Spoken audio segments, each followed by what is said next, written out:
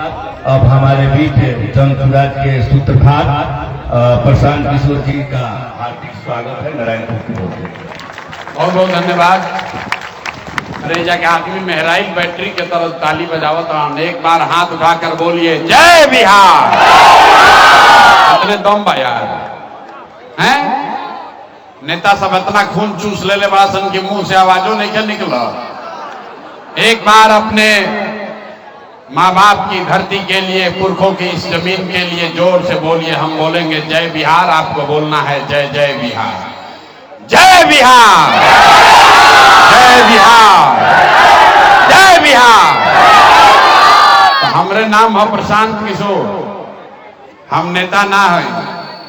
अभी अरविंद जी खड़ा होके कहला हन कि इनका पर भरोसा आप क्या लिखल ही जरूर सब, तो 5 वर्ष में सबके दशा सुधर जाए।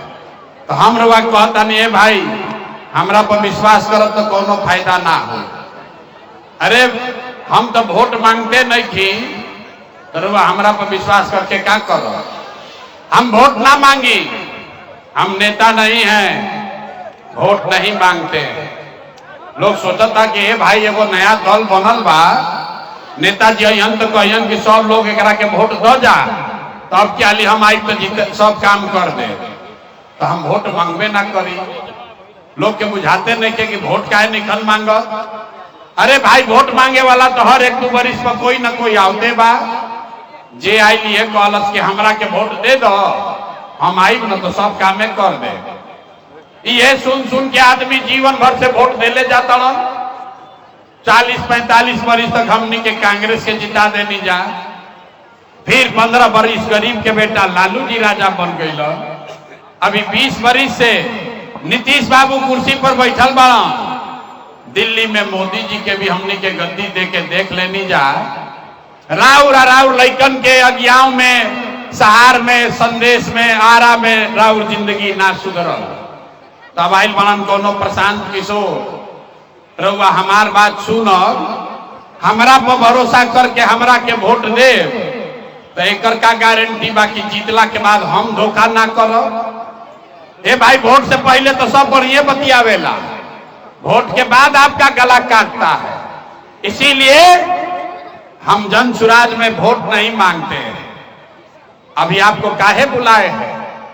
15 मिनट में अभी एगो रउआ के रास्ता बताई। एक आपको रास्ता बताएंगे, अगर आप उसको समझ लीजिए तो उसके बाद जिसको मन है उसको वोट दे दीजिए। जेकरा के निक लागे ओकरा के वोट दे दीजिए। लेकिन जो रास्ता बताई वैसे वोट दीजिएगा। तो और कुछ हो या ना हो, आपके बच्चों के लिए, आपके लिए बढ़िया रोजगार और पढ़ाई का जुगाड़ यहीं पर अगियाओं में, बिहार में, भोजपुर में हो जाएगा। तो जेकरा जेकरा ये रास्ता सीखे के बाद, अब हो गई भाषण खत्म। हम भाषण ज्यादा ना दी, भाषण खत्म हो गई। अब जेकरा जेकरा ये रास्ता सीखे के बाद ओकरा 3 गो ओकरा से सवाल पूछल जाई। आ सब आदमी के हाथ उठा के जवाब देवे के बाद, हो चाहे ना बोले के बाद, अभी 15 मिनट में ज्ञान के आंख खुली, अपना आंख के सामने रहुआ दिखी कि राउर गरीबी के, बदहाली के कारण का बा, एकरा से निकले के रास्ता उपाय का बा। बात जब हो जाई, ठीक लागी तो एकरा के अपनाई, आ ना ठीक लागी तो जौन जिंदगी चल रहा बा वैसे ही चलाई। लेकिन उत्तर सबके देवे के बा, और उत्तर देत समय, जवाब देत समय हाथ उठावे के बा। हाथ काहे उठावे के बा? हाथे में दम बा। जेकरा के हाथवा से बटन दबाई उहे राजा बनी। इतना बात बुझाता ना? तो जेकरा जेकरा अभी रास्ता सीखे के बाद, सबके जवाब देवे के बाद, सब आदमी सोच कर बताएगा कि आपके गांव पंचायत में, अगियाओं में, आरा में, भोजपुर में और कुछ होके चाहे ना, रउआ सब खाती आपके बच्चों के लिए बढ़िया पढ़ाई या रोजगार का व्यवस्था होना चाहिए कि नहीं होना चाहिए? हाथवा उठा के जोर से बोले के बाद, जे खड़ा बा उनको हाथ बा, जे खड़ा वाला जा ओकरो हाथ उठावे के बाद, हाथ उठाकर बोलिए होना चाहिए कि नहीं होना चाहिए? जोर से बोलिए होना चाहिए कि नहीं होना चाहिए? होके के चाहिए। अरे आदमी कितना समझदार बालो। अज्ञाओं के आदमी के देखा रे भाई, ऐजा रहुआ पढ़ल लिखल बानी की अनपढ़, अगड़ा बानी या पिछड़ा, हिंदू है या मुसलमान, महिला है या पुरुष, युवा है या बुजुर्ग, गरीब अमीर, सब आदमी कहल कि ना भैया पढ़ाई या रोजगार तो हो कहीं के चाहे।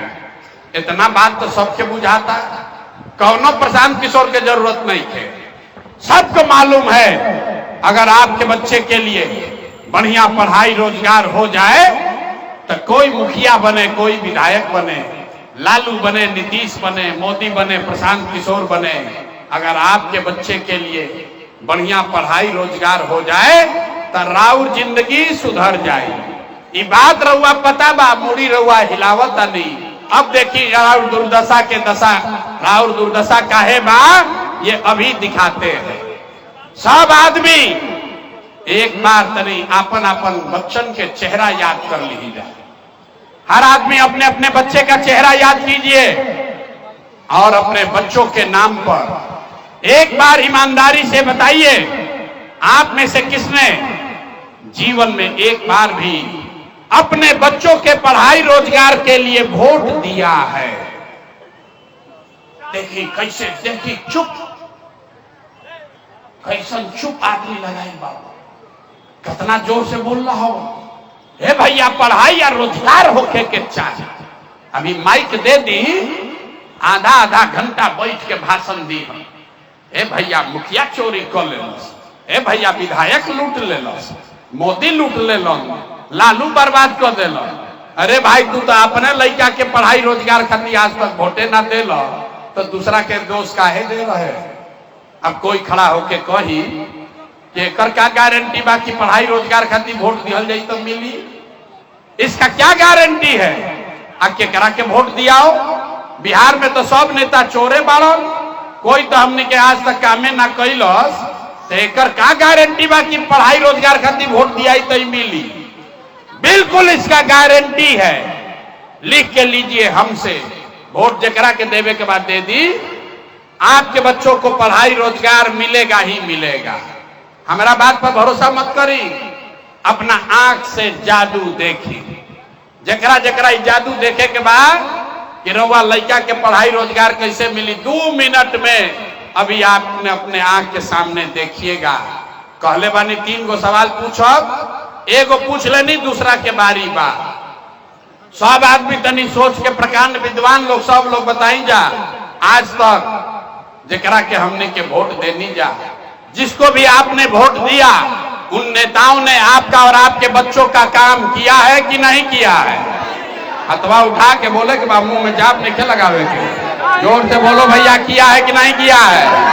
जोर से बोलिए किया है कि नहीं किया है? ना जोर से बोलोगे माइक रखेंगे चले जाएंगे। जोर से बोलिए किया है कि नहीं किया है? अरे किया है कि नहीं किया है? नहीं किया है ना, नहीं किया है ना, पलटिया जा मत भाई, वीडियो में रिकॉर्ड हो गई ना, कैले सब बैठ जाए, कुर्सी मत छोड़ी, कुर्सी के लड़ाई बा, बैठ जाए कुर्सी पर। अरे भाई सब लोग देखा गांव जवार के, सब आदमी कहलस कि भैया आज तक जौना नेता के दल के वोट देनी जा, कोई तो हमने के कामे ना कैलस। अब हमने के जादू देखल जाई, सही बात बोलब तो हाँ बोले के बाद जोर से हाँ बोलब, जहां हाथ उठा के, गलत बोलब तो ना बोल दे, बात खत्म होई। रउआ दिखाई दी कि लड़का के पढ़ाई रोजगार कैसे मिली। पूरा बिहार में, अगियाओं में, आरा में, भोजपुर में, इस सभा में बैठे बहुत सारे लोगों ने 5 किलो अनाज के लालच में मोदी जी को, भाजपा को वोट दिया है। तो बिहार में चाहे जितना चोरी भ्रष्टाचार बा, 1 किलो चोरी करके 4 किलो अनाज एजा के गरीब आदमी के मिलता कि नहीं खे मिलो? जोर से बोले के बाद मिलता कि नहीं खे मिलो? मिलता। आपने, हमने वोट दिया हिंदू मुसलमान बन के, सब हिंदू लोग कहल कि भैया जाए दी अज्ञाओं के दशा, गांव के दशा कुछो होके, पहले अयोध्या में राम जी के मंदिर बने के चाहिए। तो आपके गांव में नाली गली नहीं बना, स्कूल अस्पताल नहीं हुआ, रउआ इंदिरा आवास ना मिलल, लेकिन राउर वोट से अयोध्या में राम जी के मंदिर बनल बा कि नहीं के बनल? अथवा उठा के बोले के बाद कितना दिन मंदिर के ईटा उठैनी, उठा के बोली मंदिर बनल बा कि नहीं के बनल, तो मैं दोबारा ना हिलाई। जो पूछ रहे हैं तो हाँ या ना बोलो। आपने हमने कई लोगों ने वोट दिया नीतीश कुमार को, आदमी कहल ना मोदी के ना देव, लालू के ना देव, अब तो हम नीतीश के वोट दे, हमारा बिजली पानी सड़क चाहिए। लालू जी के राज रहे तो हमें बिहार में बिजली पानी सड़क ना रहे, तो नीतीश के बिहार में इसी भ्रष्टाचार वाले राज में बिजली के बिल 1000 आए चाहे 2000, घरे घरे बिजली आई बा कि नहीं के आई? अरे बिजली आया है कि नहीं आया है? तो 2 बार हिलाने पर काहे बोलते हो? एक बार में जवाब दो, बिजली आया है कि नहीं आया है? आपने हमने वोट दिया जाति के नाम पर। बिहार में आदमी कहेला जी ही चाहे मर जाए अपना जाते वाला के वोट दे, तो भैया पूरा बिहार में आपके जात के नेता ने आपके बच्चे के पढ़ाई रोजगार का बात नहीं किया, लेकिन जाति का बात और जाति का गिनती जनगणना पूरा बिहार में नेता लोग कराया है कि नहीं कराया है? आपने हमने वोट दिया सिलेंडर के लालच में मोदी जी को। सब लोग कहल जब सिलेंडरे पर खाना बनावल जाई तो सिलेंडर के दाम 1000 हो कि 1200, घरे घरे सिलेंडर बटाई बा कि नहीं के बटाई? अरे ऐसे में वो मोदी हतना प्रचार करता है, सिलेंडर बटा है कि नहीं बटा है? आपने हमने वोट दिया मोदी का भाषण सुन के कि मोदी जी गुजरात में बड़ा विकास कैले बारा, तो भैया मोदी गुजरात में तो विकास कर रहे हैं, पूरा देश का पैसा ले जाके गुजरात के गांव गांव में फैक्ट्री लगा रहे हैं, और पूरे बिहार से, अगियाओं से, भोजपुर से आपके हमारे बच्चे गुजरात में जाकर नौकरी मजदूरी कर रहे हैं कि नहीं कर रहे हैं? तो कौना बात पर वोट देने की ना मिलल?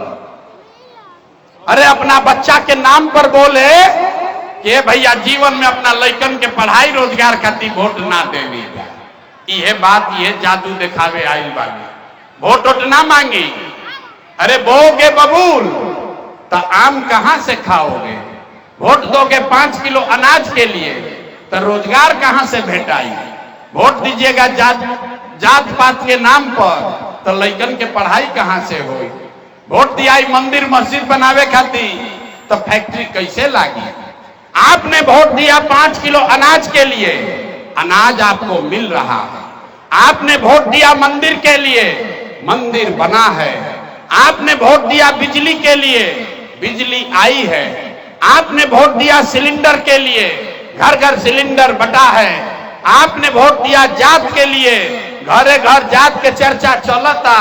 आपने वोट दिया गुजरात के विकास के लिए, गुजरात में फैक्ट्री लग रहा है।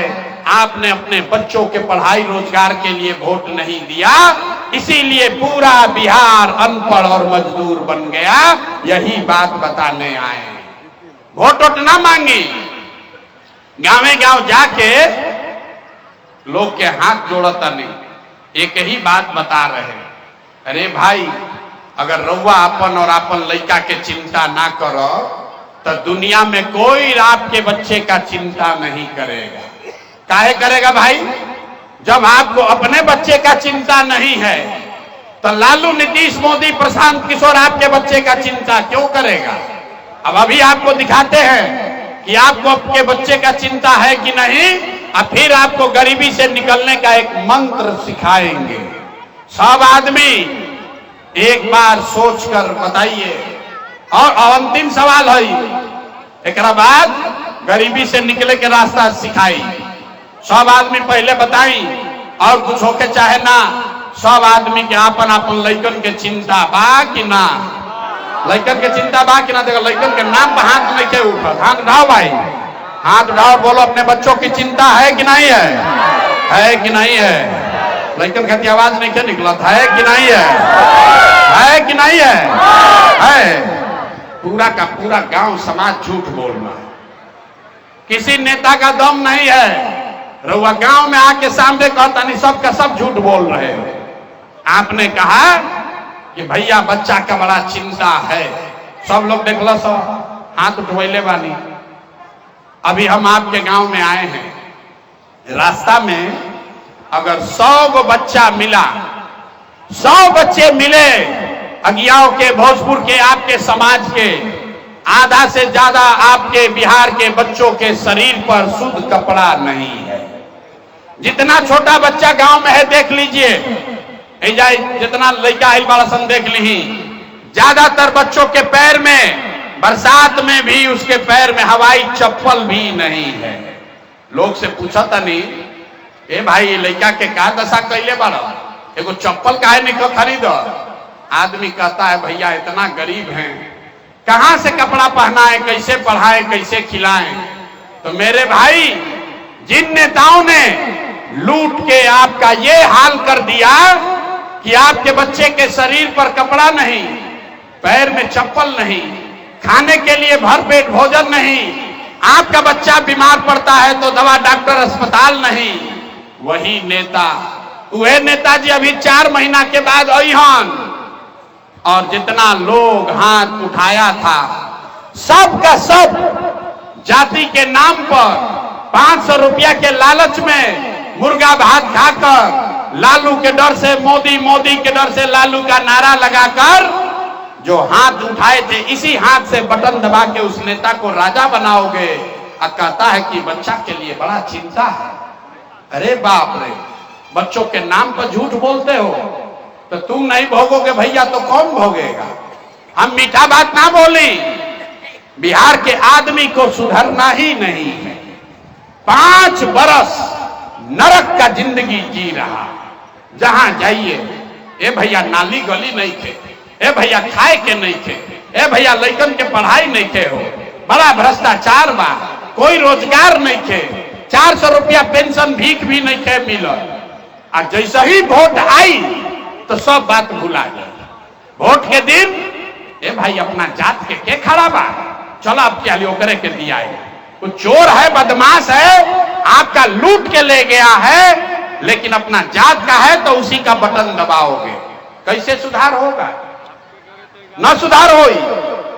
अरे आदमी कहता नहीं, प्रशांत किशोर आइल बाड़न, बड़ा पढ़ल लिखल बाड़न, मेहनत करता भैया रउआ आगे आगे चली, आप आगे आगे चलिए, हमने के सब आदमी राउर मदद कइल जाए। हम हाथ जोड़ता नहीं रउआ के, हमको आपका मदद नहीं चाहिए। अरे भाई, जो लोग अपनी मदद नहीं कर सके, जब आप अपने बच्चे का मदद नहीं कर सके, हमारा मदद क्या खाक कीजिएगा? बिहार सुधरने वाला नहीं है। एगो प्रशांत किशोर आवास कि 10 को प्रशांत किशोर आजास। जब तक आप नहीं सुधरिएगा तब तक कोई बिहार को नहीं सुधार सकता है। ये बात के समझ ली भैया। बच्चन के चिंता क्या होला, अगर सीखे के बाद तो हमरा से ना, लालू जी से सीखी। लालू जी के अपना लड़का के चिंता बा। लालू जी के लड़का 9वां पास ना कैलन, लेकिन लालू जी के चिंता बा कि हमार लड़का बिहार के राजा बनो। हम ये बात कहता नहीं तो कुछ आदमी के बुझाता कि हम लालू जी के शिकायत करता नहीं। अरे भाई, हम तो लालू जी का तारीफ कर रहे हैं। लालू जी इतना अच्छा बाप हैं, लड़का 9वां नहीं पास है लेकिन चाहते हैं कि बिहार का राजा बने। रउआ अपन दशा देखी, राउर लड़का मैट्रिक पास कर लेलस, आइए बीए कर लिया, उसको चपरासी का भी नौकरी नसीब नहीं है, लेकिन आपको उसका कोई चिंता नहीं। ऐजा गांव में बैठ के, खेत में, खलिहान में, दलान में, चाय के दुकान पर आदमी बैठा था, कहता आप क्या लिखे जीती, लालू जीती हम कि नीतीश जीती हम, जनसुराज जीती कि मोदी जीती हम। अरे भाई, कभी जीवन में ये भी सोच लो कि तुम्हारा बच्चा कब जीतेगा। जब तक नहीं सोचोगे तब तक तुम्हारा सुधार नहीं होगा। गांव में चलते हैं, लालू अकेले नहीं खान, गौवा में चलता नहीं, पूछिला ए भाई केकरा के वोट देले रहा, कहता है भाजपा के देले रहे, मोदी जी के। पूछनी का है, मोदी के वोट काहे दिल रहा, कहता है सुनी कहानी बिहार के, कहता है मोदी जी का सीना है 56 इंच का, सब मियाँ जी लोग के मार के मोदी भगा दी हम भैया, पाकिस्तान के 4 टुकड़ा कर दी हम। देखिए बिहार के लोगों का दुर्दशा। अगियाओं के गांव में बैठ के रउआ ई समझ बा कि मोदी के सीना 50 इंच बा कि 56 इंच, लेकिन आपन घर के लइकन के खैला बगैर सीना सिकुड़ा के 15 इंच भइल बा, ये आदमी के नइखे लौकत, आ फिर कहता कि बड़ा दुर्दशा में जियता है।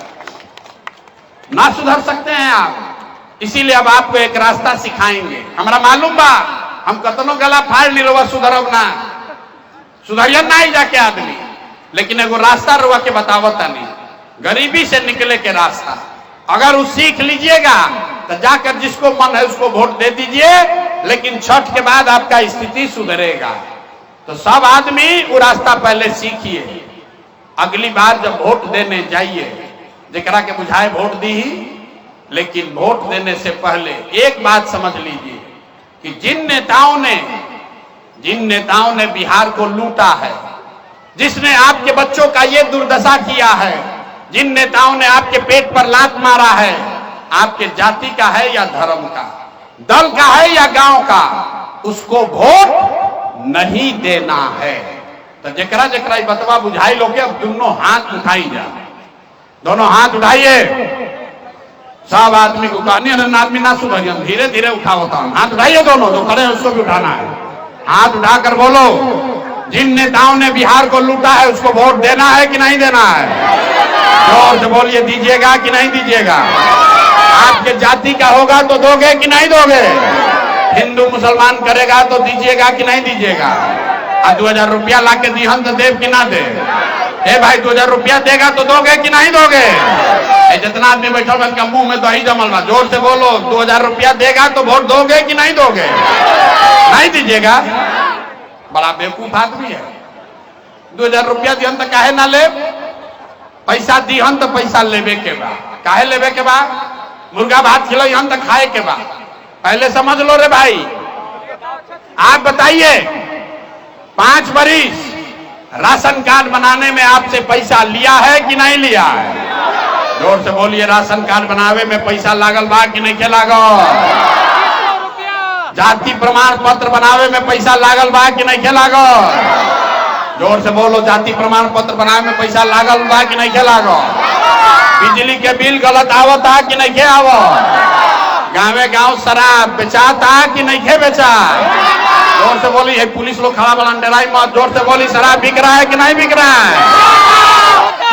थाना में FIR करते हो, पैसा लगता है कि नहीं लगता है? ये BDO CO दाखिल खारिज में पैसा ले रहा है कि नहीं ले रहा है? हाथ उठाकर बोलिए, ले रहा है कि नहीं? BDO CO लूट रहा है कि नहीं लूट रहा है?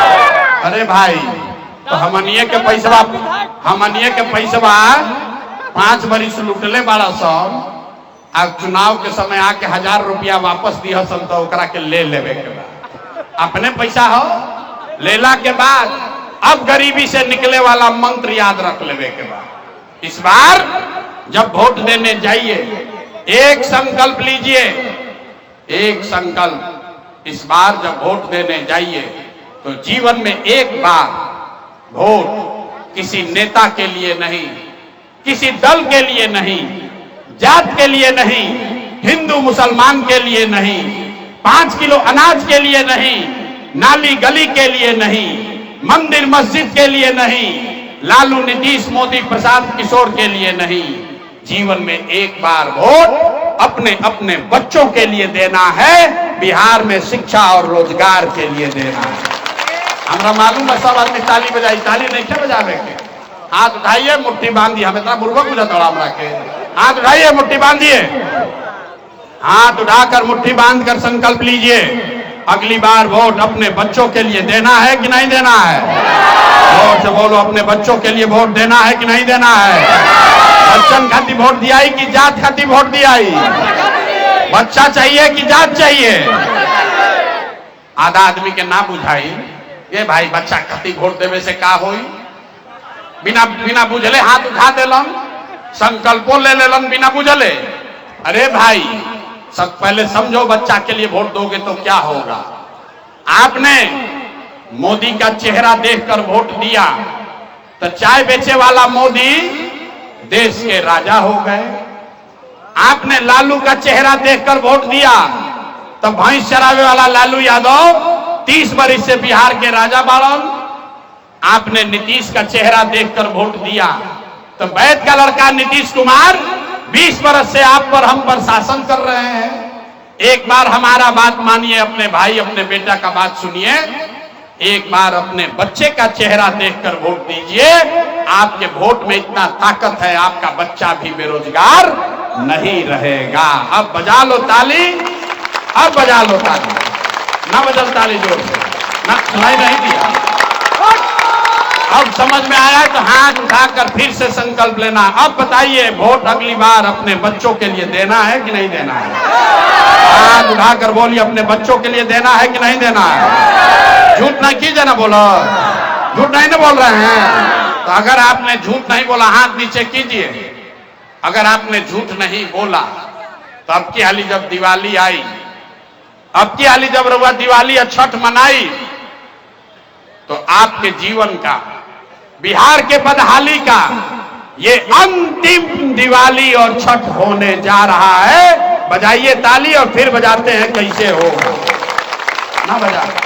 अपना गरीबी दूर होने के लिए भी ताली ना बजा।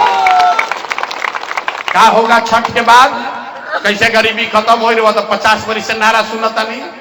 तो छठ के बाद इस बार अगर आपने अपने बच्चों के लिए वोट दिया, छठ के बाद जब ये जनता का राज बनेगा, तो एक पहला संकल्प बा, सब लोग ध्यान से याद कर लीजिए, नाली गली बने चाहे मत बने, स्कूल अस्पताल जब सुधरी तब सुधरी, लेकिन साल भर के अंदर सब लोग याद कर लीजिए, अपना अपना आंचल में महिला लोग बांध लीजिए, साल भर के अंदर जितना राउर घर के सवांग गइल बन जा बाहर रोजी रोजगार मजदूरी करे, जो बच्चे आपके पढ़ लिख कर बेरोजगार बैठे हैं, उसको नौकरी मिले चाहे न मिले, लेकिन सभी के लिए कम से कम 10 से 12 हजार रुपया के रोजी रोजगार का व्यवस्था यहीं बिहार में करके दे दिया जाएगा। ओके के चाहिए कि ना? ओके के चाहिए? बात बुझा गई? बुझा गई। तेजा से गैला के बाद अपना अपना पति के सवांग के बेटा के फोन करके बतावे के बाद, ये बचवा अब की हाली जब दिवाली में छठ में घरे अइब, ध्यान से सुन लो भाई, अब की हाली दिवाली या छठ में बचवा जब घरे अइब तो 10-12 हजार रुपया के रोजी रोजगार खाती अब जीवन में कभी घर परिवार छोड़ के बिहार से बाहर ना जाए के पड़ी। ठीक बा? ठीक बा तो हाथ उठाकर बोलिए ठीक है। अरे लड़का बोरा उठावा तड़वा से हाथों नहीं क्यों उठो, हाथ उठाकर बोलिए ठीक है। ये होई तो गरीबी कम होई ना, गरीबी कम होई ना, 10-12 हजार के रोजी रोजगार हो जाए तो गरीबी कम होई ना, बात बुझाता ना। अब दूसर बात, जो 60 वर्ष से ज्यादा बूढ़ पुरनिया हो गई, अब तो मजदूरी ना कर सके, तो नीतीश कुमार 60 वर्ष से ज्यादा उम्र के आदमी के 400 रुपया भीख देता पेंशन के नाम पर।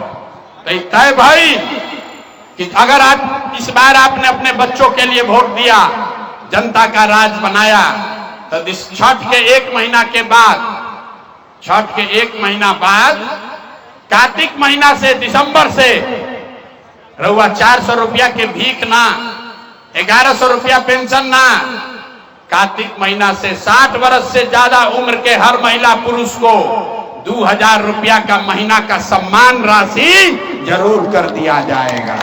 ओके के चाहिए? हाँ ओके चाहिए। आटवा उठा के बोले के बाद ओके के चाहिए? सबके मंजूर बा ना? तीसर बा 10-12 हजार के रोजी रोजगार मिल जाई, बूढ़ आदमी के 2000 मिले लगी, उसे जीवन ना सुधरी। जीवन तब सुधरेगा जब आपका बच्चा पढ़ेगा। जब तक राउर बच्चा नाती पोता पढ़ियसन ना, तब तक गरीबी से जान ना बची। ऐसे तय भइल बा कि जेकर जेकर लइका नाती पोता 15 वर्ष से कम उम्र के बाद, सुन ली, सरकारी स्कूल में राउर लइका जाता पढ़े, वो पढ़त नहीं के, खिचड़ी खैलस घरे चल आई।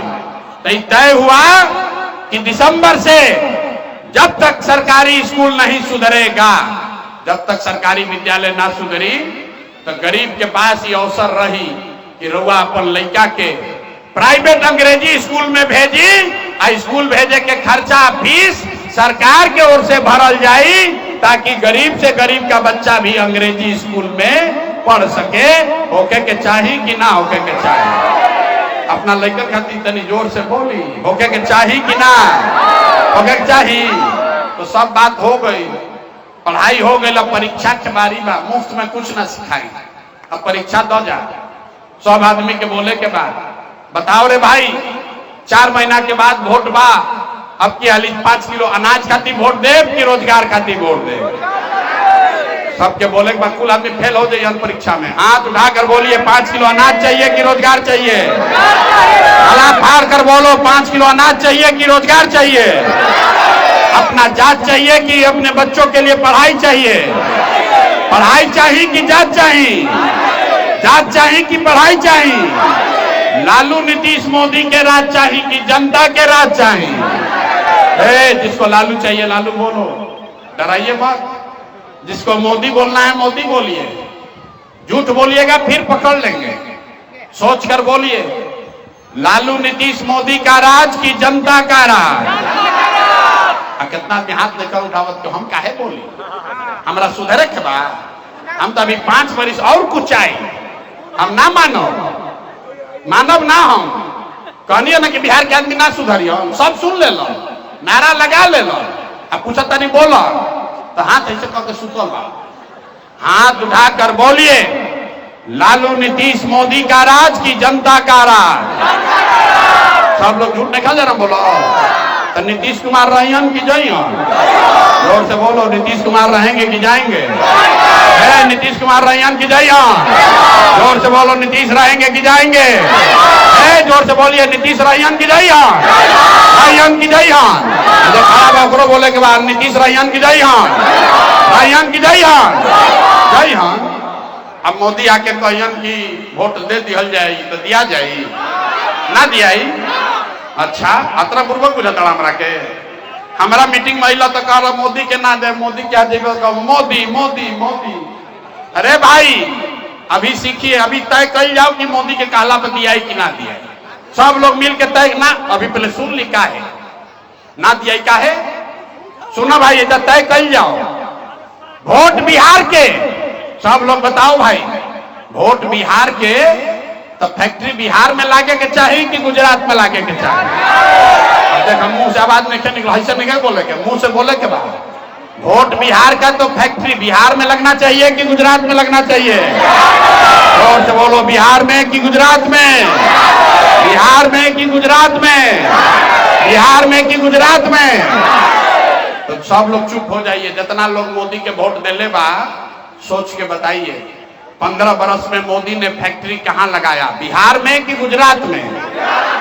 मोदी जी फैक्ट्री कहां लगैलन? बिहार में कि गुजरात में? देखा मोदी मोदी कतरा जोर से चिल्लाता रहा, अभी मुंह से आवाज में क्या निकला? डर के मारे बोलो जोर से।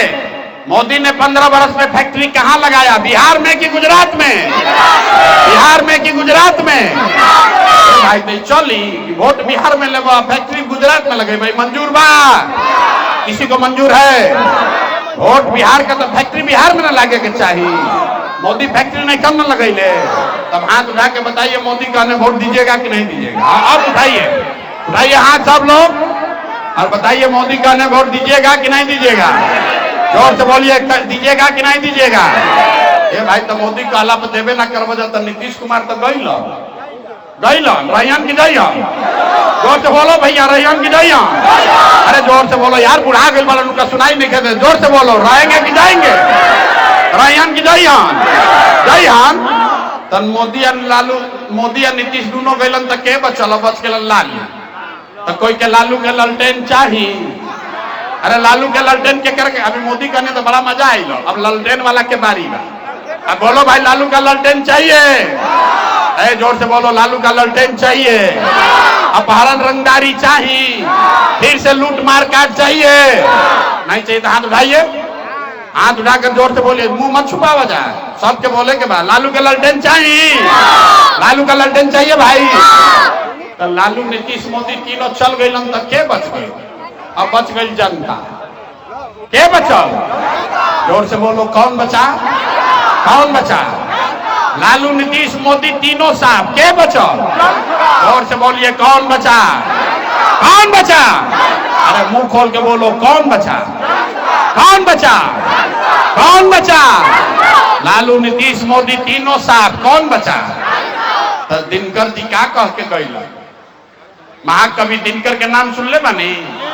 दिनकर जी कहलन कि सिंहासन खाली करो कि अब जनता आती है बिहार में। अब लालू, नीतीश, मोदी तीनों खाली करो, अब बिहार का जनता का राज होना चाहिए। होके के चाहिए? हाथ उठाकर बोलिए होना चाहिए। होके के चाहिए ना भाई? बिहार में जनता का राज होना चाहिए ना? सब आदमी सुनला के बाद कहता ये बढ़िया बढ़िया बतियावता ये आदमी अपना खातिर क्या चाहता? बहुत कुल आदमी बहुत बड़ा गुना गणित करे में। कुछ आदमी के बुझाता कि बड़ा मुख्यमंत्री बने, तो हमरा के नहीं जाना। हम इतना छोटा सपना लेके पैदा नहीं भई। हमार बाबा एजे मजदूर रहन, बैलगाड़ी चलावत रहन, बाबूजी डॉक्टर रहन। एगो दूगो ना 12 जना के मुख्यमंत्री बनावे में कंधा लगैले बानी। ये इतना पसीना, इतना मेहनत मुख्यमंत्री बनने के लिए नहीं कर रहे हैं। ये पसीना इसलिए बहा रहे हैं कि ये सपना लेकर आए हैं कि अपने जीवन काल में एक ऐसा भी दिन देखें जब हरियाणा, पंजाब से, गुजरात, महाराष्ट्र से लोग बिहार में, भोजपुर में रोजी रोजगार करे यहाँ, तब मानल जाए कि बिहार में विकास हो गया। होके के चाहिए कि ना?